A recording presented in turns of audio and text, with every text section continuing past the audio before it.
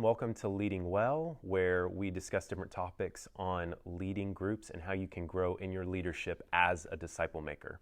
As you can tell, this video is not live, and that's primarily for two reasons. First, our staff right now is on a retreat in the woods, and so I did not want to bank on whatever Wi-Fi they had available in the cabins to film this video, so that's why we pre-recorded it. However, the second reason for that is because I think we are going to begin considering not doing these videos live anymore, because we want to film these videos in advance and start posting them every month. That way you can watch these on your own time instead of having to jump in live to watch them. This way I don't have to stay here until at the church until 7:30 p.m. at night, and it doesn't force your hand to jump online every week to watch these as well. Also, I believe we're going to try to start making these videos a little shorter. That way they'll be easier to watch and more straightforward in their application. So hopefully you will like these new formats. We're going to play around with it and see if we like it, so we'll see. Okay, so with all that said, let's go ahead and jump in our topic this month, which is how to care and shepherd your group. Today starts the last quarter of the year, which means that we'll be focusing on a new competency this quarter, or I should say competencies. I had mentioned that our fourth and fifth competency we're going to cover in this last quarter of the year, which is our encouragement of others and our team leadership.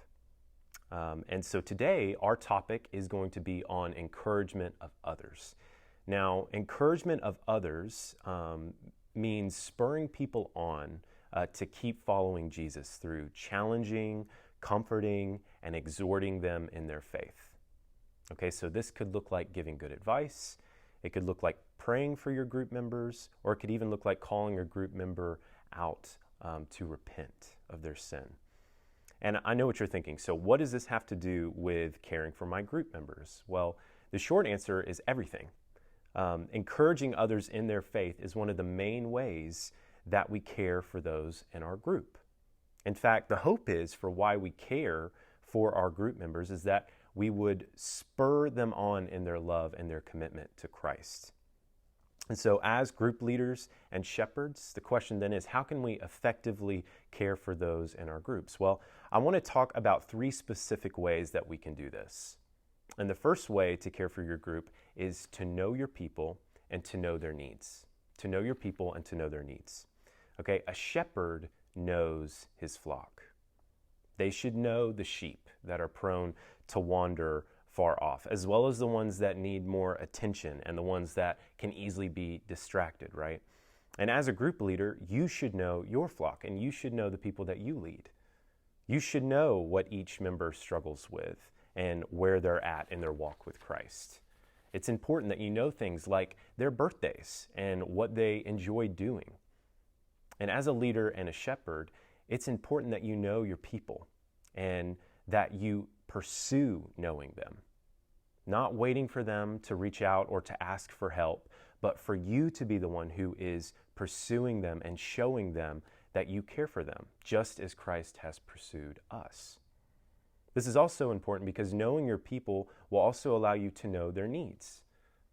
Part of what it means to care and encourage others in your group is to know where they are at so that you can help give them what they need to keep them moving forward and growing in their faith. This is why it's so important to meet regularly with your group members one-on-one and to spend time outside of group with them. This will usually help you to have a good pulse on what's going on in their lives and what their needs are. And then once you've noticed a need, then it's important that you actually take action to help them. Okay, so if you know one of your group members is sick, offer to bring them dinner the next night or to watch their kids. If you notice that one of your members has seemed distracted or disengaged and discouraged, tell them that you've been thinking about them and invite them to go get coffee. Or if a couple in your group is moving, maybe help get your group together to volunteer a weekend to help them move. All of these are just very practical examples for what it looks like to know your people and their needs and how you can help care for them as group leaders. The second way that you can care for your group is to cultivate a one another's culture in your group. Okay, the one another commands are mentioned over 100 times in the New Testament. And these are commands that tell us how to relate and care for each other. Commands like love one another, honor one another, encourage one another, exhort one another, and etc. These are marks of what a Christian community looks like. And as a group leader, you alone are not the one who should be living out all of these commands on your own.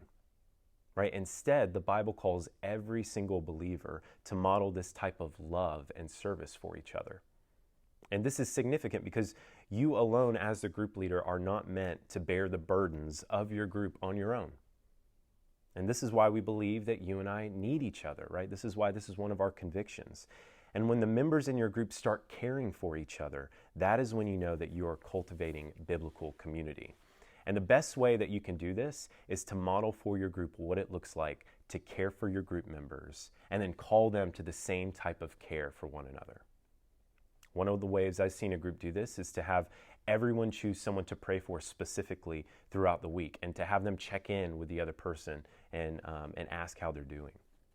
Another way that I've seen this done is for groups to model what they might call an honor time, to where you go around the room and everyone shares an encouragement or honors another person in the room of something that they've noticed in their life. And all this is to say, you will know that you've cultivated this type of one another culture when you start hearing secondhand about your group members serving and caring for each other. Okay, so that's the second way, to help cultivate a one another culture to where your group members begin to actually see each other like family members, like brothers and sisters in Christ. And lastly, the third and probably most important way that you can help care for your group members is to follow up. Okay, follow-up is key to effectively caring for your people and making them feel like you care. And if I'm honest, I think this is the biggest area that I personally want us to grow in as leaders. In a church our size, it can be so easy to allow people to slip through the cracks. However, my hope is that groups would make that much harder. And one of the best ways that we can do this is through following up with our people. Okay, so if you notice that one of your group members hasn't come to group in a while, give them a call, send them a text, let them know that you miss them. If you know that it's coming up on the 1-year anniversary mark that one of your group members lost a family member, put that on your calendar so that you can check in and send them a text and let them know that you're thinking about them. Or if someone in your group shared something very sensitive last week, text them the following week and let them know that you're thankful that they were vulnerable and opened up and that you're praying for them and that you're there for them if they need anything.